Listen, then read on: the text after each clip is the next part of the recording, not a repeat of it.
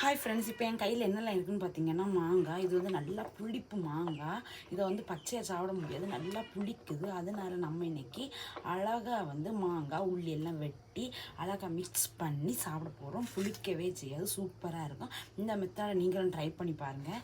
First வந்து மாங்காயை வாரி போடலாம்.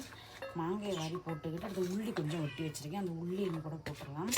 உள்ளியும் போட்டுட்டு பொடி உப்பு, நான் பொடி உப்பு தான் போடுவேன், நீங்கள் பொடி உப்பை போட்டுக்கலாம்.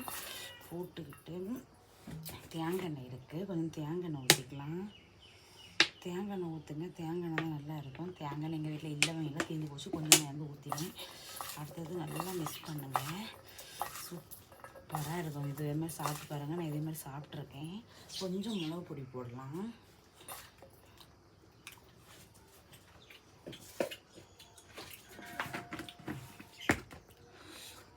கொஞ்சம் மிளகு போட்டாச்சு.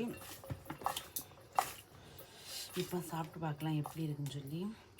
உள்ளி மாங்காய் எல்லாம் கலந்து வேற லெவல்.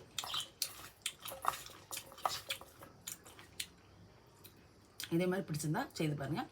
பாய்.